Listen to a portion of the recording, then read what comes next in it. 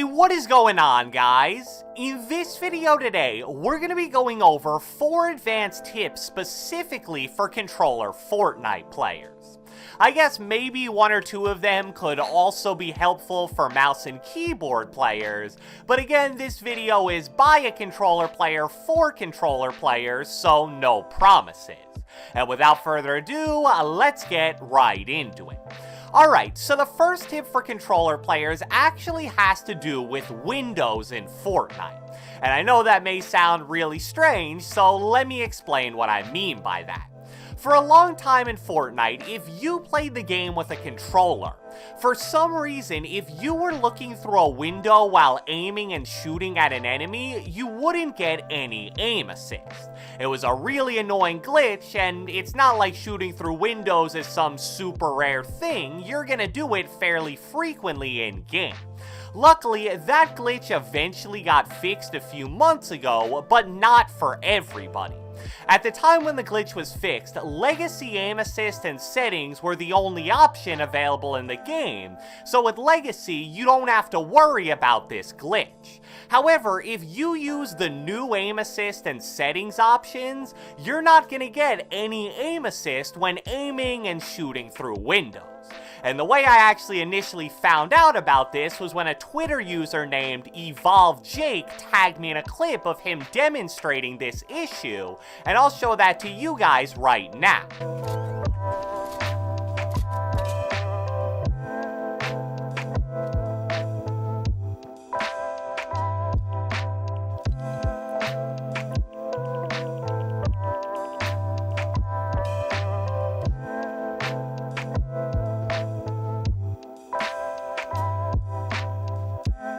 So fairly simple and convincing evidence right there. When he was on new settings, he got no aim assist on that enemy whatsoever, but then as soon as he switched to Legacy, the aim assist looked totally normal. Therefore, the tip here is fairly self-explanatory. If you're someone who uses the new settings, you want to avoid these window fights whenever possible, because you'd probably be surprised how hard it is to aim even at very close range without any aim assist. On the other hand, if you're a Legacy player, fighting through windows is gonna be just like any other fight, and honestly, with how many players use the new settings, you may even want to try to bait players into window fights, because if they aren't getting aim assist and you are, that should be a super easy win the majority of the time. The next tip in this video specifically deals with shotgun aim for controller players.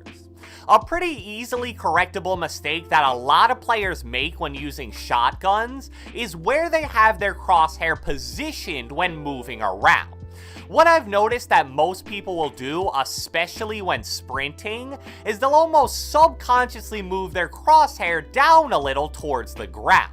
It sounds a bit weird when you say it like that, but I believe players do it because it gives them a slightly better view of everything in front of them. However, here's why that's something that you don't want to do, especially if you're a controller player. If you move your crosshair down, all that means is that when you see an enemy, you're gonna need to quickly flick it up, since you always want to shoot at an enemy's body/head area. On mouse, this is still something you probably want to avoid, but it isn't as big of a deal since quickly flicking upwards is actually pretty easy to do. But with a controller, when you're only aiming with a thumbstick, it's obviously going to be a lot harder. So what you really want to emphasize doing when moving around is keeping your crosshair at least at body level, and if you're really confident that an enemy is about to be in front of you, moving it up to head level may even be better. And I know that may be a bit difficult to visualize for some of you guys without a video example, so that's what I'll show you right now in creative mode. So I know this is with just a still target, and with an enemy it would be a bit more complicated, but what a lot of people will do is run with their crosshair kinda like this, around the leg to stomach area. So when the enemy pops on their screen and you go to shoot them, you're gonna flick your crosshair up, which could make you really inaccurate. But if you instead run around like this with the crosshair already at body level, you're in a much better position to hit a clean and easy shot on the enemy. The next tip in this video is going to deal with placing traps on controller.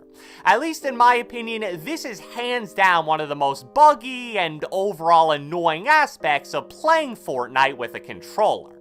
I'm sure a lot of you guys can relate to finding yourself in a situation where an enemy jumps inside of your box, so you try to make the smart play and quickly surround them with traps, but for some reason the placement either gets delayed or they just don't end up placing at all.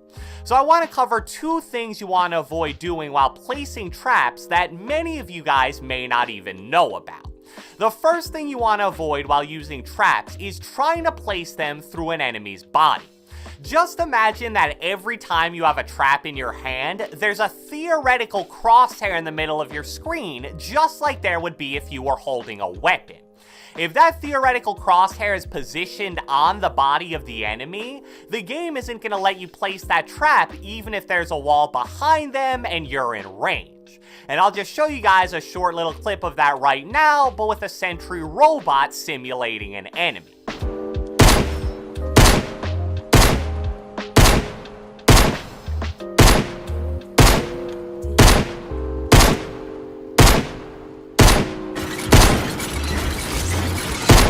So if you're just spamming your trap place button and your crosshair happens to travel across an enemy's body even for just a second or two, it could totally mess up everything with your placement. So what you want to do to avoid this is always aim for the top half of walls when you're going to place traps, since that'll be well above head level of any enemy. The second trap placement tip that's specific to controller is that when you press the actual place button, if you hold it for anything more than like a fraction of a second, the trap for some reason just won't place. It's a pretty ridiculous feature that makes an already buggy mechanic feel about 10 times worse.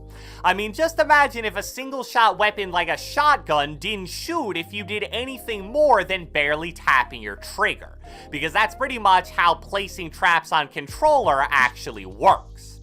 So especially in situations where you're quickly spamming traps, you need to make sure you're only tapping whatever your place button is and nothing more.